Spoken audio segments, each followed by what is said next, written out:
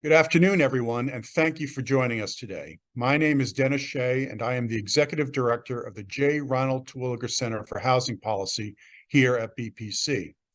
Since its founding in 2021, the Terwilliger Center has worked to advance the goal of a decent, safe, and affordable home for every American family.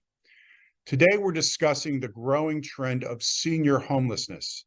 While homelessness has become a highly salient issue for cities and states across the country, the rapid increase in unhoused older Americans is particularly concerning due to the unique needs and vulnerability of that population.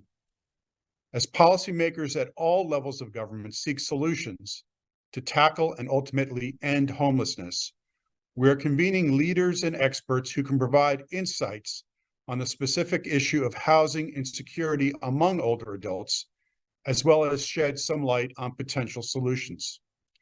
We're starting with a conversation with U.S. Senator Mike Braun from the great state of Indiana, who serves as ranking member of the Senate Special Committee on Aging. Senator Braun has a track record of championing bipartisan policies to ensure greater housing affordability and accessibility, including for older adults and those with disabilities. We are excited to have him join us to discuss the issue of senior homelessness and the strategies that he is taking, along with his colleagues in the Senate, to address the needs of unhoused older adults. Senator Braun, it's really great to have you here with us. Thank you. My pleasure to be on. So Senator, adults over 65 now make up the fastest growing segment of the homeless population, a trend that is expected to continue as the country's population ages. How is the Special Committee on Aging addressing the needs of older Americans who are unhoused or falling into homelessness for the first time? So it's interesting, on the Aging Committee, when I was asked to be on it right after I won the election, it's a committee that you can't legislate through. So I was wondering, well, what value would that be? Tim Scott, who's now running for president, was on that committee. And he said, well, you can go after a lot of issues that are going to affect the elderly. We're all going to be that someday. Homelessness, by the way, was not on the radar back 5 years ago. But am I glad I said yes, because they had to kind of recruit onto it, because we've covered such a broad array of issues. So when you hear, like we had a hearing not too long ago, that's becoming an issue, along with folks retired having to get back into the workforce, you can kind of see the dynamic that is at play. If you're on the fringe, on the edge, we found that that's what throws you into homelessness. If you think you may be there, that's what's motivating a lot of people to get back into the workforce. It's sad that that has to be a part of your dynamic when you hit 65. I can tell you that a lot of it was not there in terms of how deep and broad it is currently pre-COVID.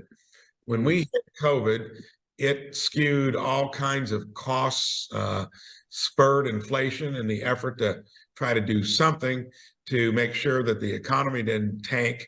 A lot of uncertainty. When we finally learned the science of the disease, some of the political science persisted into policies that have given us, I knew that. I was a macroeconomics major back in college. Didn't think it would ever come into play, because you hardly ever have fiscal and monetary policy that double down on something. That normally occurs when you have unusual economic events. Well, we know all that.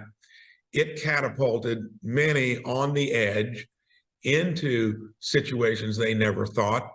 And it also alerted some that thought they were close enough. And now you have homelessness, where you would never calculate that as being something that you would arrive at once you're at the point of retirement.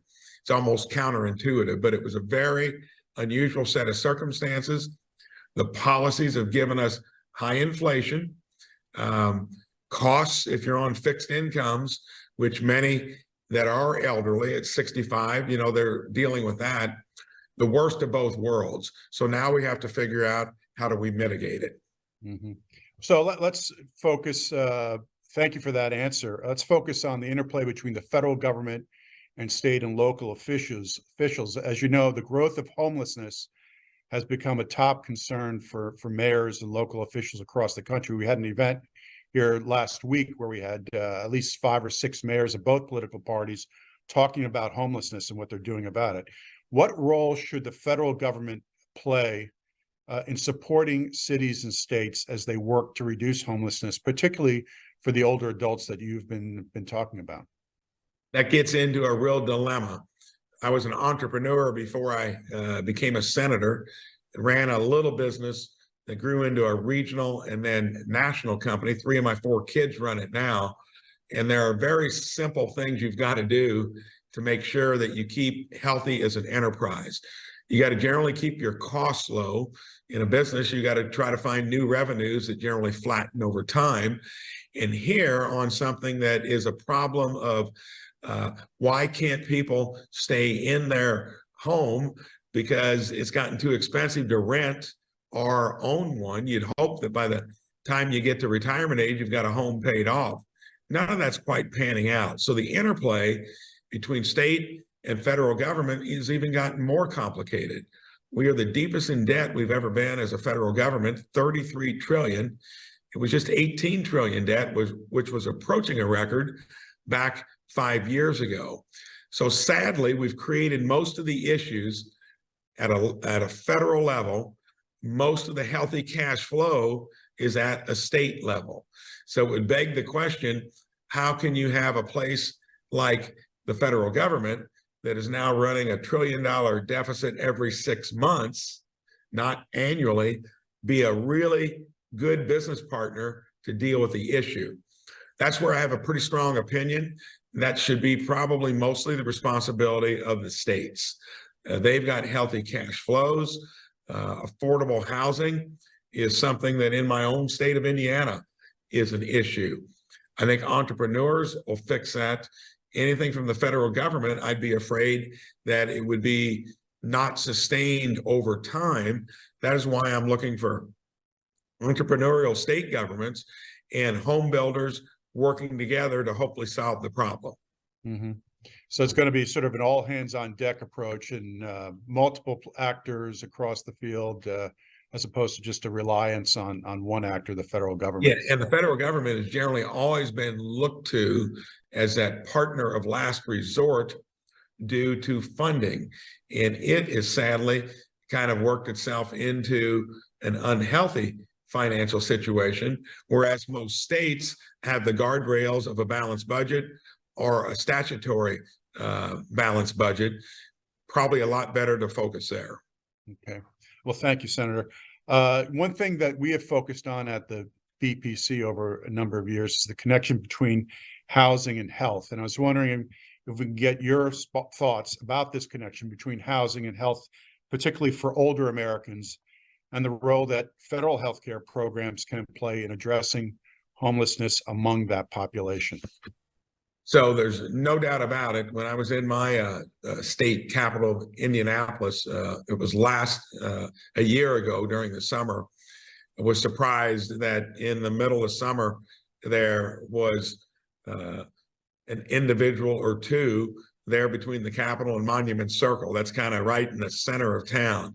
And it looked like there was, if not physical issues, probably mental health and maybe addiction associated with some of the people that were there on the street. So I think that is intertwined in so many different ways. If you become unhealthy along the way, and it's going to even make it harder to scrap together an income.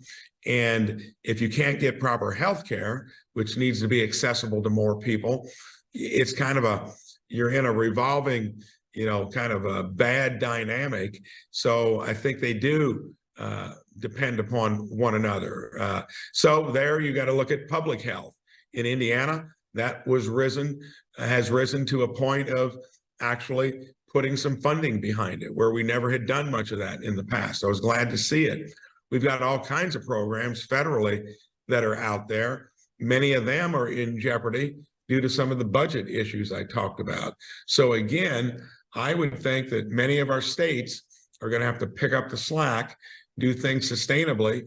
If you've got poor public health outcomes, we're a state that sports some of the highest healthcare costs in the country with some of the poorest outcomes.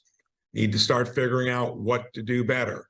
And then again, there will be programs from the federal government, but don't rely on it as much as you have in the past, because it may not be there like it's been there in the past.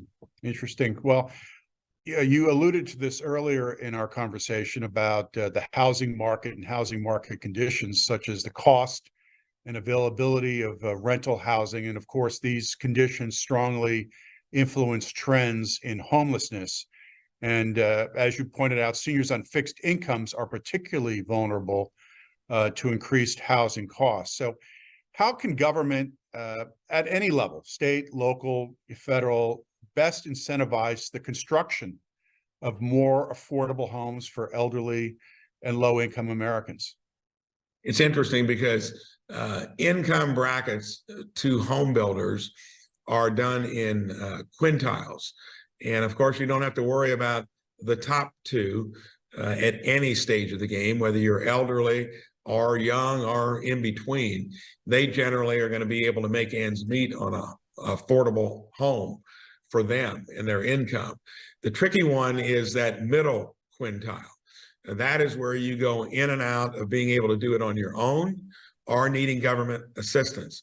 Like in Indiana, there was a fellow that's run a business, one of the larger medical instrument businesses in our state, that his passion was how to build a starter home, which could be a retirement home, on a slab, 3 bedrooms, for between $185,000 and $215,000. Of course, interest rates have gone up to make that a little more difficult, but he has found a way. And his secret sauce was to get the local jurisdiction to partner up with stubbing in the utilities. It literally would bring the cost of that unit down from $250 to $265 down to $2 to maybe $2.25. That's an entrepreneur hooking up with local jurisdictions, not even the state. So again, states that have good cash flow are going to have to be creative like that. We've had a lot of federal programs that have always been available. Generally, the red tape associated with them is a little harder to maybe get involved with them. I expect them to still be there. And even once the federal government has to kind of retract to get into a balanced budget situation to be healthy in the long run, a lot of these programs will survive and maybe they'll be improved along the way. That's just one example of how I know it's been addressed in my home state. Let's talk about another example. Let's stay in the great state of Indiana. I mean, can you share any success stories in Indiana about how the state or people within the state have addressed the issue of senior homelessness and senior housing instability? So there I know that along with whatever you can get help from and partnering up with the federal government, and I can tell you it's risen politically because I've got one more year here in the Senate. I'm coming back to Indiana to run for governor, and that'll be front and center. And I'll give you the issues that generally top it out. You'll see where housing, whether it's senior or entry level, comes in. By far, the biggest thing I hear is workforce. Of course, that tied in with the discussion a little earlier about, getting a job, even if you have to come back into it. Sometimes seniors are wanting to do it, may not have the skills for those jobs. So that'll play a little bit into it. High healthcare costs. We touched on that. I'm going to try to wrestle with the healthcare industry to bring our high healthcare costs down. Next couple items that are tiered right below those two would be rural broadband, because we're a rural state. Many people, if they can't be connected, whether you're young or old, that's important. Then affordable housing. So Indiana has started to address, not necessarily through any state programs, but through their regulatory environment, to where they're making sure that to build housing at the entry level, say where you get involved in an issue with EPA on like waters of the US, that's come up a lot. So that adds to the cost of what might end up being affordable housing. So I think Indiana has recognized that, and through its own Department of Environmental Management, which would be the EPA counterpart, they've tried to make it more common sense and not be overburdensome and still protect the environment. So, and we are blessed with a very low cost of living in Indiana. We've got one of the highest percentages of any state of seniors living in their own home, of senior housing, to where it's not at that point where you're across the country seeing seniors on the street. That, again, is because of the business climate we have in general that has set the stage for builders to put out a product that is affordable, whether it's a starter home or whether you're in your senior years and you want to downsize. Mm-hmm. Well, thank you very much, Senator. It's been a great conversation. Really appreciate you taking the time to share your insights with us today. We're now going to move to a panel that will discuss current trends in senior homelessness, as well as best practices and policy recommendations to ensure greater housing stability for seniors. And that's going to be moderated by my BPC colleague, Senior Policy Analyst, Francis Torres. So let me hand it over to you, Francis. Thanks, Dennis, and thank you, Senator Braun, for joining us in that insightful fireside chat. My name is Francis Torres. I'm a Senior Policy Analyst for Housing at the Bipartisan Policy Center, and I'm excited to host today's panel conversation on homelessness among older adults. As Dennis mentioned at the start of the event, here at the Terwilliger Center, we're very interested in shining a light on this worrying trend in homelessness, hearing from experts and local service providers at the forefront of the issue, and identifying common sense policy solutions that can ultimately garner bipartisan support across all levels of government to meaningfully reduce and ultimately end homelessness among America's aged population. So to that end, we will hear today from experts who will delve into the specific needs of older adults experiencing homelessness or housing insecurity. And building on the groundbreaking work of the Bipartisan Policy Center's Senior Health and Housing Task Force, which at the time called for a major national goal to end homelessness among older adults, these panelists will discuss strategies and practices for integrating housing, healthcare, and long-term services to address homelessness among this population. So with that, I'll take a moment to introduce our speakers, and we're lucky to have with us today Dennis P. Culhane, Professor, and Dana and Andrew Stone, Chair in Social Policy at the University of Pennsylvania. Dr. Culhane is also the co-principal investigator for actionable intelligence for social policy and has served as Director of Research for the National Center for Homelessness Among Veterans at the U.S. Department of Veterans Affairs. We also have with us Jennifer Malinsky, Project Director of the Housing and Aging Society program at the Harvard Joint Center for Housing Studies, as well as a lecturer at the Harvard Graduate School of Design. Dr. Malinsky is also the lead author for the Joint Center's flagship report on this issue, The State of the Nation's Housing for Older Adults. And to round out our panel, we have Paul Downey. Paul Downey is the president and CEO of the San Diego-based nonprofit organization Serving Seniors. And at Serving Seniors, he leads the organization's efforts to provide a broad array of health-promoting services to seniors in poverty and to help them thrive despite their low incomes, including supportive services and housing. So thank you all for joining us. Before I get into questions for our panel, I just want to let our audience know that if you're watching this live, you can submit any questions at any time by posting them in the chat if you're watching on YouTube, and we'll get to them near the end of the event. So to kick off the conversation, I just wanted to ask each of our panelists to briefly talk about the work that you and your organizations are doing on this specific topic of homelessness among older adults. And we can kick it off with Dennis. Thanks, Francis. Well, I've been working with a team of other researchers, some demographers and others who have been looking at the projections of the likely increase in homelessness among older adults. And when we say older adults, we're really thinking about people 55 and over, not just 65 and over. People who experience homelessness also are prematurely aged. They develop aging-related conditions much earlier than you would expect in the general population.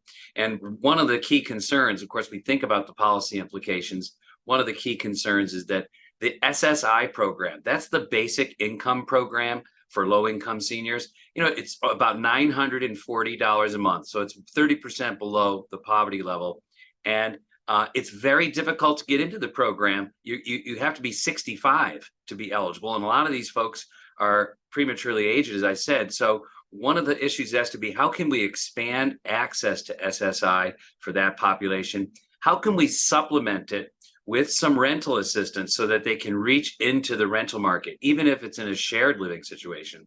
And how do we mobilize Medicaid to better do its job of providing support to these folks? Because right now, they usually only get health care if they go to the emergency room or get hospitalized, and they often end up in nursing homes. So I think that's the cluster of conditions and issues that we're really trying to deal with from a research perspective.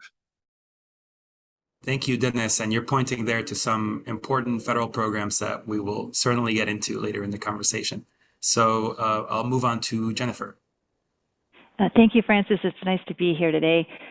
So I lead the Housing and Aging Society program at Harvard's Joint Center for Housing Studies, and our goal is to deepen understanding of the housing implications of aging populations. Much of the work that we do examines the conditions that can lead to housing insecurity, such as unaffordability, inaccessibility, the poor connections that we have between long-term supports and services and housing. So, and we do have a special focus on their ability to access suitable and stable housing. So we are looking broadly at housing and the housing challenges, but we did just complete on homelessness, and we focused on older adults in Boston, and that will be published later this month. Great. Thank you, Jennifer. And Paul. Great. Francis, great to be with you. So Serving Seniors, we are a large community-based organization in San Diego, and we provide an array of support services. But I think it's important to know really who we serve. We see about 10,000 unduplicated folks through our doors each year, 86% of whom live below the federal poverty level. So they're living less than about $1,200 a month and struggling to pay rent and meet their other obligations. I mean, one could say they are constantly on the precipice of homelessness, and many, unfortunately, are experiencing homelessness. So we provide things from meals. We do about 1.5 million meals a year. We do case management support services, but we do the continuum for folks that are experiencing homelessness, from prevention activities to working with folks who are actively experiencing homelessness. And we also are an affordable housing developer. So we have 529 units of permanent supportive housing that we own and operate, and we have about another 700 in the pipeline. So we are involved throughout the continuum of folks that are potentially experiencing homelessness. But most of all, we are trying to do everything we can to keep people from falling through the safety net and ending up unhoused. Excellent. And thank all of you for your important work on this issue in different spaces. And you're bringing insight that I'm sure will be very valuable to our audiences. So just to get into the conversation, I'll kick it off with Dennis. In your research, you've highlighted that the number of older adults at risk of and currently experiencing homelessness is increasing rapidly.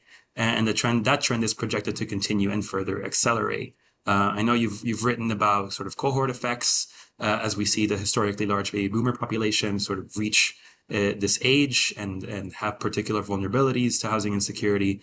I was wondering if you could shed some light on these underlying causes for this trend. Sure. Everyone knows the baby boom was historic in its size. But in particular, the second half of the baby boom, people born between 1955 and 1965, it was actually the larger half of the baby boom. And they came of age in the late 70s and early 80s during a time when we had back-to-back recessions. The housing market was already getting crowded by the first half of the baby boom. Similarly, labor market was also crowded. And so we had, especially 1983, when we had a deep recession, unemployment, for example, for young Black men in their 20s, let's say with a high school education or less, reached 27%, which was double what it would be a decade earlier and double what it would be a decade later. And, there's a lot of research to show that if you can't get a toehold into the formal labor market by your mid-20s, the likelihood that you'll be able to have sustained ongoing employment in the mainstream labor market is significantly lower. And so we had a large group of people who were basically displaced at the prime time of their entry into the labor market in the mid-'80s. And so they went into the underground economy, which at that time was dominated by the crack cocaine economy. This was a dangerous place. It was rife with problems like violence and addiction. It led to the federal laws that created mass incarceration. There was lots of arrests, a lot of people locked up. And so you had this whole collection of issues and conditions that were created and made it very difficult for these folks to transition into the mainstream economy. And that has sustained. So it's not the same people who are homeless, from 1985 to today, but it is the same cohort of people. It's dominated by people born between 1955 and 1965. And now they're prematurely old. Many of them are now becoming officially elderly, and they basically have almost no income. They're not eligible for Social Security if they didn't pay into that program, if they worked in the informal labor market, and they must rely on that SSI income, but only if they can prove they have a qualifying disability. They can't get into the old age part of the program till they're 65. So that's a big issue for why we have indigent older adults with a lot of these health conditions, may not qualify for disability, but who are desperately poor and on the street. And so we have to fundamentally address the basic income issue here, which also entails the fact that the dollar amount is pitifully low. Thank you, Dennis. I think you're really shining a light on some trends that are important to have in mind as we think about how to solve this issue. And sort of moving on that space, Jennifer, the Joint Center for Housing Studies at Harvard releases regularly this report on sort of the status of housing for older adults. I know the center's upcoming report is going to be released in the coming weeks, and I would love for you to draw some connections between the results of your research on those housing needs among seniors and older adults and this growing trend in homelessness among older Americans that Dennis is pointing to.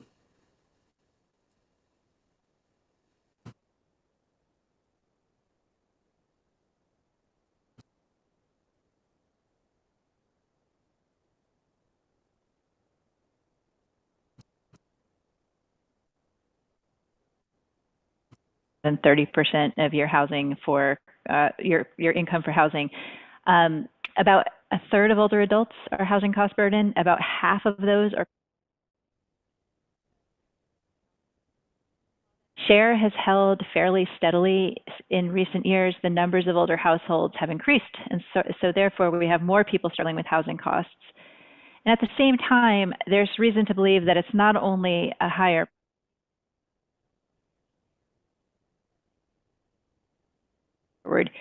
today's older adults, as the senator mentioned in the talk, are more likely to carry mortgages if they're homeowners, even into their 80s and beyond. So right now, 31%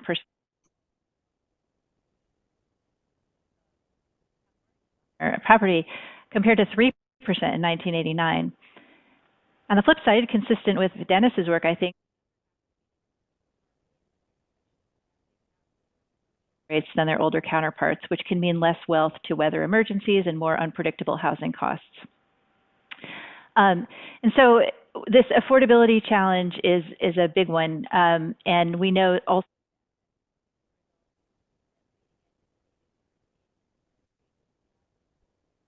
come forward because incomes fall with age. Another issue is that many. Oh, go ahead. Sorry, Jennifer. I think your audio is cutting a little bit. Okay. So, and I wouldn't want you to have to repeat your important insights. So I'm just gonna quickly shift over to another one of our speakers while we figure out that tech issue. But we'll come back to you on that question. Okay. Thanks, Jennifer.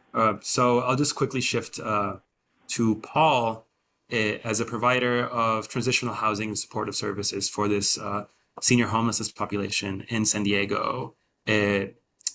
How have you seen these sort of macro level trends that the research that Dennis and Jennifer have done sort of shows in your day-to-day interactions with this population that you serve? And what strategies is your organization employing to meet the growing needs of this increasing population of older Americans and seniors who are experiencing homelessness and housing insecurity? Well, from a ground level, I mean, I can underscore the economic nature. I think both Dennis and Jennifer are touching on the economic nature. As I mentioned, most of our folks are $1,200 or less. A single room occupancy hotel in San Diego is now $900 a month. So you can do, for a 100 square foot room, shared bathroom. You want to rent a studio, it's about $2,000. One bedroom is $2,400. Two bedroom is about $3,200 a month. So you can just see right off the bat, the economics don't work particularly for low income older adults, but even lower middle income folks have trouble finding affordable places to live. So the homelessness is primarily a housing affordability issue that we see that folks are struggling with. As Dennis mentioned, I mean, the increases that they see on an annual basis are so small, and then you see the compounding impact of other life events. So you see somebody who maybe their spouse gets sick, and you would say these folks did everything right. They saved money. They, prepared for retirement, and suddenly somebody gets sick and the life savings goes. So now you're back to the Social Security and SSI perhaps that you're trying to live on, or your late 50s or early 60s, you lose a job and can't get reemployed. Or can't get reemployed to the wages you were at before. And so suddenly you're starting to dip into that savings. So I think sometimes people have a misperception of who these folks are, that somehow they didn't do things right when in fact they did. So we focus on the economic aspect of it because we see the overwhelming majority of folks are experiencing homelessness because of economic reasons. And so we're looking at things like prevention, doing things like shallow subsidy, diversion, trying to stop it from happening. And then once they do end up unhoused, trying to transition them as quickly as possible back into a permanent housing situation, whether it's a permanent supportive housing unit, a shared housing, but reuniting with family, but looking at all of those options. Thank you, Paul. It's very insightful. I'm going to quickly see if our technical issues are resolved. So I'll just throw out a question. It's for the whole group, but Jennifer, you can take a stab at answering it first, and we can see if your audio sounds good. I think, Paul, you're pointing at the fact that homelessness and housing affordability are deeply interrelated issues, and a lot of recent research has identified that housing cost burdens are this important causal factor in driving increases in homelessness. So I would love to sort of get all of your opinions and views on how housing affordability writ large and our more broader national lack of affordable housing is impacting older Americans experiencing homelessness, and what should policymakers at both the state and local, but also the federal level, be thinking about when they seek to address that systemic lack of affordable homes. So, Jennifer.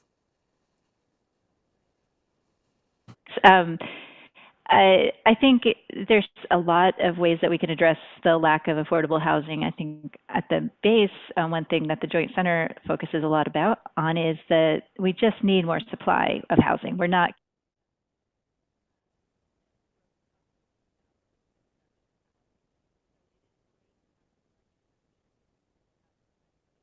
Jennifer, I'm sorry, but I think your audio is still a bit in.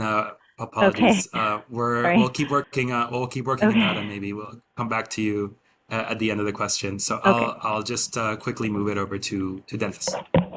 Yeah, thanks, Francis. As Jennifer mentioned, of course, housing supply is key. It's going to take time to build the housing supply, though, that's going to sufficiently trickle down to this population. So I think we have to be thinking about the income side and direct cash subsidy of the rents for these lowest income folks. It's important to keep in mind, both Social Security program as well as the SSI program, they're adjusted for the consumer price index.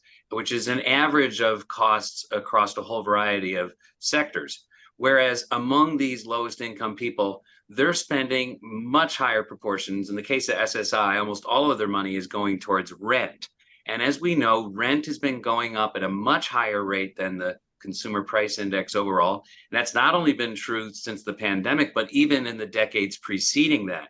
So these lowest income folks have been losing ground against inflation for 20 years in terms of their purchasing power in the housing market specifically. So something the federal government could do would be to catch people back up and readjust their basic payment levels, reflecting what is the increase in the cost of housing, because that's really where the issue lies. And so, and this is a big issue because there are a lot of people who are receiving Social Security income, whether that's through retirement or through SSI. This needs, though, to be really undertaken because without addressing that fundamental problem, people will continue to lose ground every year as prices go up faster than their incomes. And we have to reverse that if we're going to ever make any gains here. Great. Thank you, Dennis. And I think, Paul, you hinted at this in your prior answer, but would be interested in your take on, and especially in how your organization is an organization that addresses the needs of a specific population, sort of interfaces with this problem of housing unaffordability, which, as we know, in California and San Diego is a very significant problem. Sure. Well, it goes back to economics 101, supply and demand, and we need more supply. And I can tell you, as an affordable housing developer, we use primarily low-income tax credits, 9% credits mostly. It is a crazy, insane process. It takes us here in California about 7 years. And we just opened a project last fall, donated land, donated $6 million to start, and it took us 7 years because of the cumbersome, challenging process to go through to put together the funding. So here in California, there's a lot of funding that is coming down for affordable housing. And I tell all the elected officials, that's great in 7 years when that housing comes to fruition. We need to figure out how to compress the timeline to bring it online more quickly, because the supply also impacts things like vouchers. So we see people who have waited in San Diego, it takes about 10 years if you get the end of the line to get a voucher, and they can't use it because the competition for units is so intense that a landlord can choose to deal with the government bureaucracy that goes with a voucher, or take a tenant who's going to write a check every month with fantastic credit. So you go through all that process, you wait, and then you can't use the sort of the golden ticket that can get you to a place where you can afford your rent. So, I mean, I agree with Dennis. I mean, what we do, we're pushing shallow subsidies. We've got some good success with that, but you need to keep people where they are, if at all possible. And if nothing else, buy yourself some time until you can come up with a better, longer-term solution.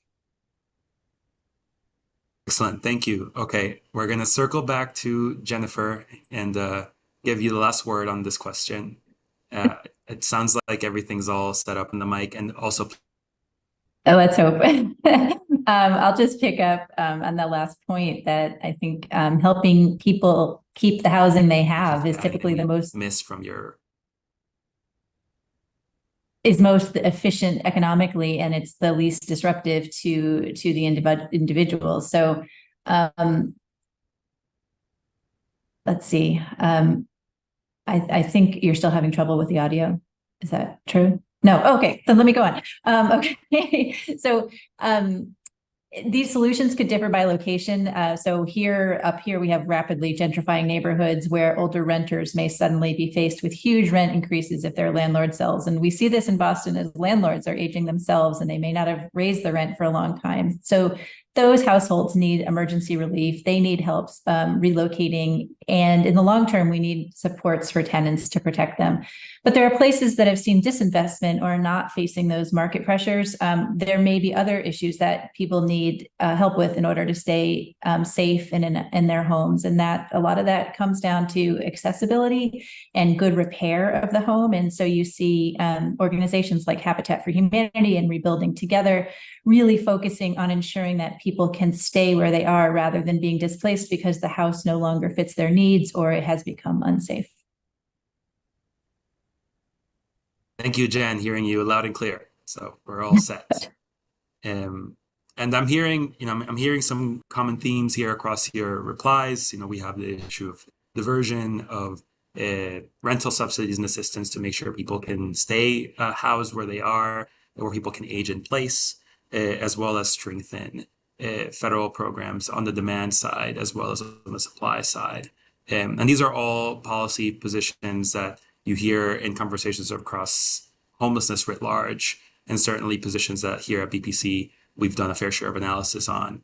And one thing I want to highlight is one of perhaps the more unique aspects to this population, which is how older Americans experiencing homelessness also experience unique or particularly challenging health needs. And so I would really love to hear from you on that intersectionality between the health needs of older Americans. Dennis pointed to this a bit earlier when he mentioned that we see a lot of older Americans experiencing premature aging when they're unhoused. But if you could speak to the unique needs of those older unhoused individuals, and I'll just start off again with you, Jen. Yeah, sure. I think, as Dennis pointed out, the conditions associated with being unhoused take a toll on one's body. And we see that 50-year-olds who have been unhoused may have conditions more akin to someone in their 70s. And those can include the need for help with activities of daily living, help with bathing, dressing, cooking, that kind of thing. So it's not housing alone, and it's not perhaps the typical array of case management services that you might see, but people really need more of this daily assistance. And that gets right to the intersection of housing and services that I know Paul can talk about. The other thing I just want to point out is that when you're unaffordably housed, you're cutting back on your healthcare expenditures and on your nutritious food. And so, just the act of being unstably housed can be threatening to one's health.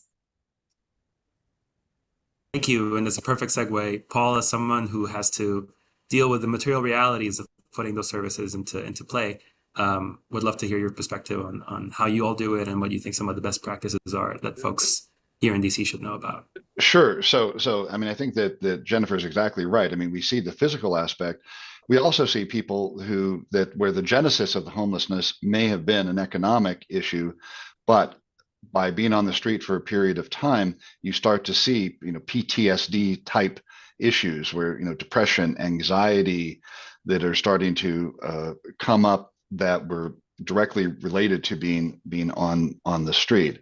And so, having appropriate mental health services available for older adults. The ADL issue is a really big one. We work with shelters here in San Diego, but across the country, most shelters will not accept somebody who can't meet their ADLs. And so you show up at the door, you can't meet your ADLs, the shelter won't take you. What they do is they tend to call 911. And that person goes off to the emergency department. Emergency department will look at them and say, you can't meet your ADLs, is not an emergency department issue. They get released, and you have this cycle. So one of the things that we're doing here is that we are working with the county on their in-home support services to kind of modify it so that we can quickly get in-home support services in shelters so that people are not turned away when they show up. I mean, that is it's a major issue, not only from a human standpoint, but from a huge cost standpoint. When we talk, because I've worked with hospitals as well, who tell us that, they're getting these folks that they can't treat, or if somehow they do admit, they can't release because they can't meet their ADL, so they can't even release them to a shelter. Thank you, Paul. Can you briefly, for the benefit of audience members who might not know, explain what ADLs are? Activities of daily living. So it's things like being able to dress yourself, feed yourself, bathe yourself, basic functions that one needs to do to get by on a daily basis.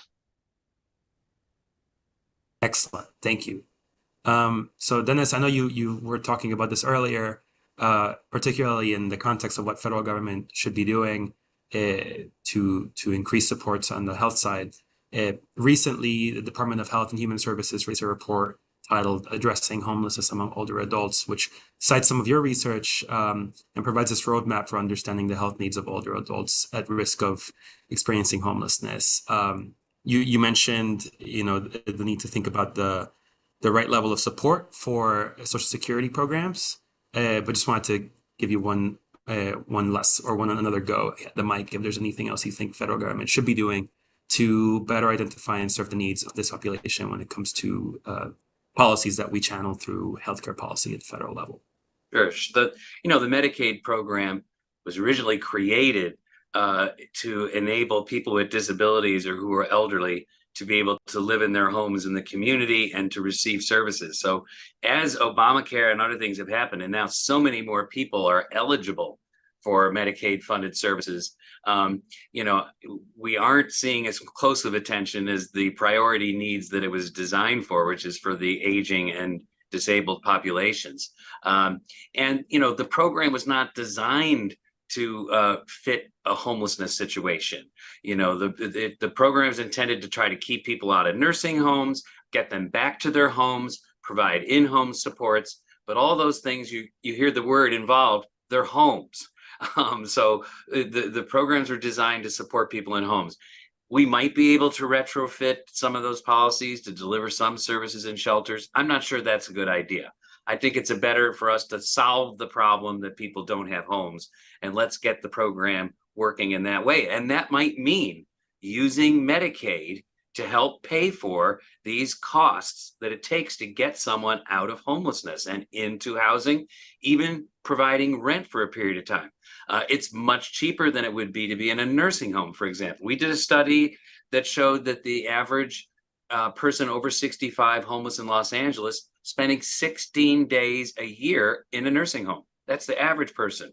That would easily cover the cost of their rent for more than a year. So I think we have to think about how to use Medicaid more flexibly to help solve the homeless problem so that the home and community-based services and supports that are designed to keep people healthy and home in the community, that they're able to function. Excellent, thank you. So pivoting to another aspect of this issue, we know from a lot of the data that you yourselves, Dennis and Jennifer, have compiled and researched that people of color, particularly Black Americans, are overrepresented among the population of unhoused older people. And we know that due to historic discrimination and higher rates of poverty, Black and Latino older renters are more likely than white older renters to have insufficient income and fewer assets as they enter or near a retirement age. How can policymakers and service providers work to ensure that their interventions meet the needs of these populations as well, and have an element of centering equity? And I'll hand it off to Jennifer. Thank you for raising that, Francis. That is true, and we see even disparities among renters and among homeowners. There's a great disparity in even the home equity that a homeowner might have, and we of course have these deep disparities in who does own, given historic policies. So I think there's just a definite need to be paying attention to this and to understand that that these disparities exist. And I think one area that I would like to see us focus more on is aligning the health and housing policies to a greater degree. Right now, neither housing assistance nor those home and community-based services that are available through Medicaid that Dennis was talking about are entitlements, and yet the criteria for getting either of them are different, and the application process is different, and there's different tests and different income levels. And so I think, one part of helping people who are more disproportionately affected by this is better alignment of those policies, more focus on the lowest income groups that tend to have these issues, which are more likely to be people of color.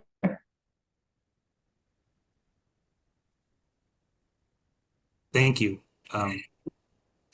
We can move on as well to I just want to make a point that folks in our audience, if you have any questions you want to ask, please share them. We've had a few audience questions come in as well, so I'll just bring one up. So while many efforts are helping people become housed, the rate of those becoming homeless is outpacing these accomplishments. Is there any data specific for seniors entering or exiting homelessness? Anyone who wants to jump in, feel free to. I can say from the data we see in most communities, let's take, for example, the permanent supported housing, which is targeted for people with disabilities, especially behavioral health disabilities, and who are chronically homeless. Only about 15%, maybe in some communities it reaches 20% of the people who are eligible can get any one of those placements, because there just aren't enough placements available. There aren't the slots that are funded to enable us to achieve the scale that is necessary. Similarly, the rapid rehousing or time-limited subsidies that are sometimes provided, those aren't reaching but 10 or 15% of the people who are eligible for those things. So these are not entitlements, okay?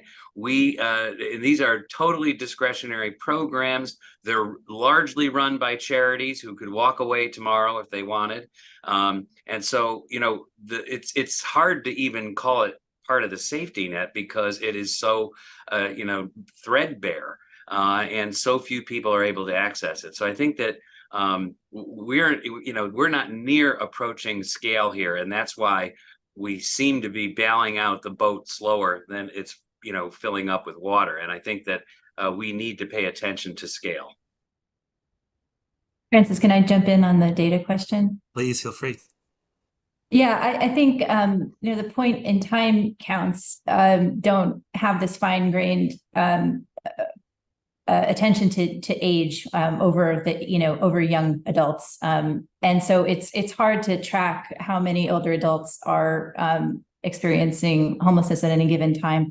We used the homeless management information service HMIS data here in the state of Massachusetts to look at the Boston population. That's limited too, and I think a larger point that I'd like to float out there is that the data that housing folks look at, the data that health folks look at, tends to be different data.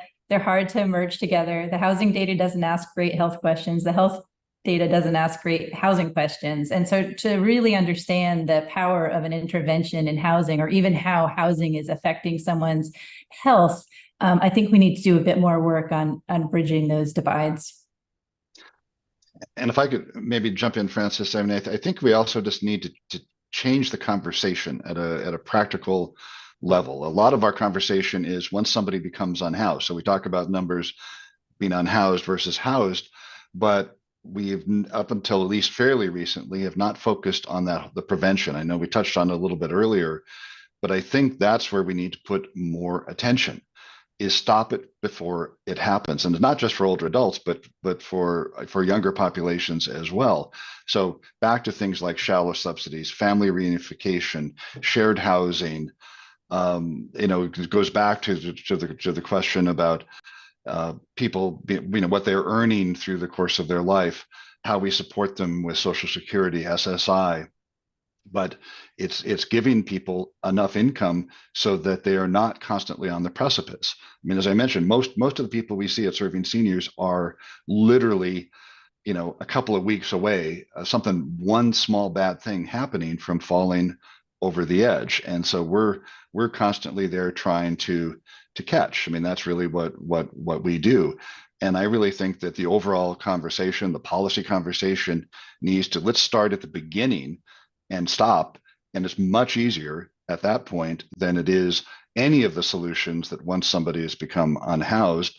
We've already touched on the difficulty of building affordable housing, which is the ultimate answer. We need to do that. But it's not a magic wand that, by next week we'll have enough affordable housing.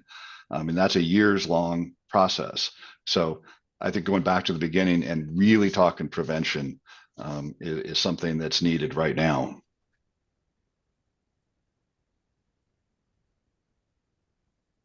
Excellent. Thank you all for your answers. Jennifer, I know you want to go back to an earlier question, so please go back to anything you want to add to it. Yeah. Well, I hope this adds to the conversation about the various programs and to the racial equity question that you asked before. The research that we did in Boston and that used this HMIS data did show that older adults of color who were unhoused or who were seeking services from various service providers in the area were less likely to have the benefits for which they were eligible. And I think this speaks to awareness, it speaks to trust.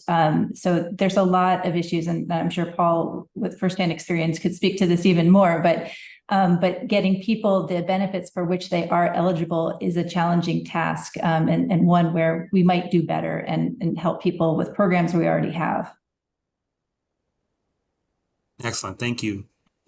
So actually, staying on Paul for a second, I'll combine one of our pre-written questions and one of the audience questions, this germane to the conversation.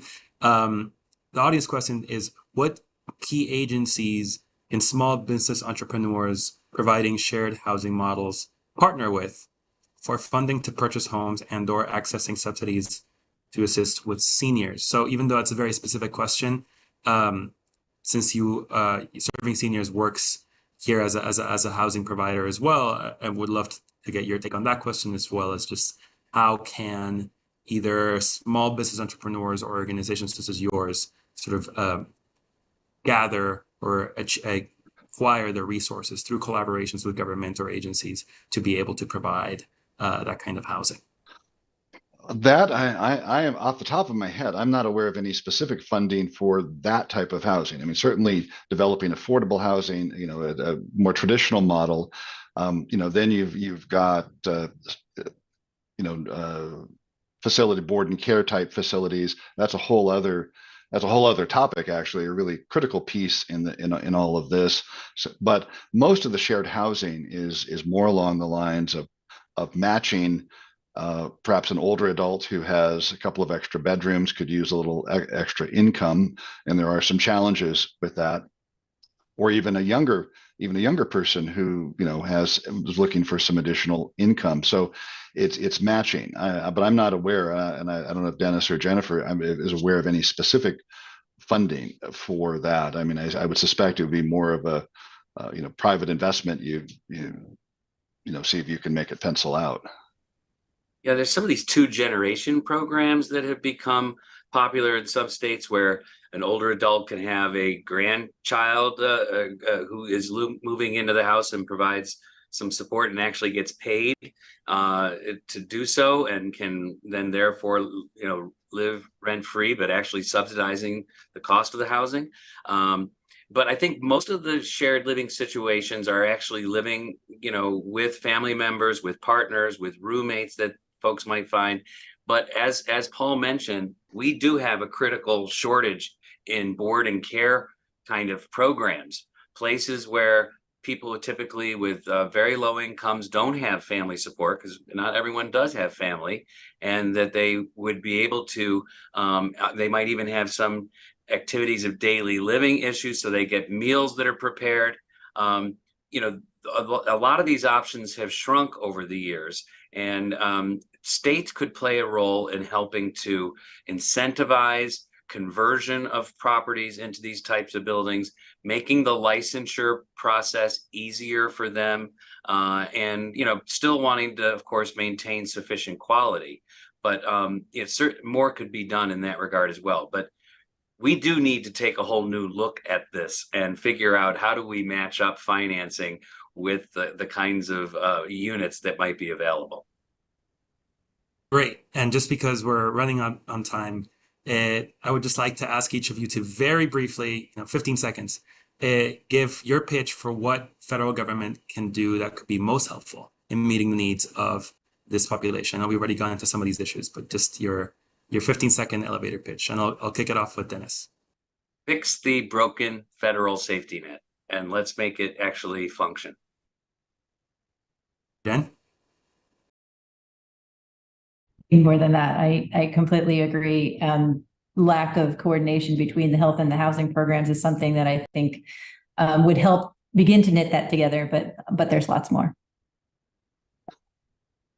I would second both of those comments and just say that we need to be able to move through the system faster, like the housing, and cut through some of the red tape between the federal government, state, and local governments. Excellent. Well, with that, I'm happy to say this has been an amazing conversation, and unfortunately we have to cut it short, but thank you to all of our panelists. Thank you to our audience members and the folks who submitted questions. Sorry we couldn't get to all of them, but this is really a great conversation, and we're happy to continue to do research on this issue. So please stay updated on what the BPC is doing. Visit our website to read our work on homelessness and other issues of housing policy. And with that, thank you so much. Have a great afternoon, everyone.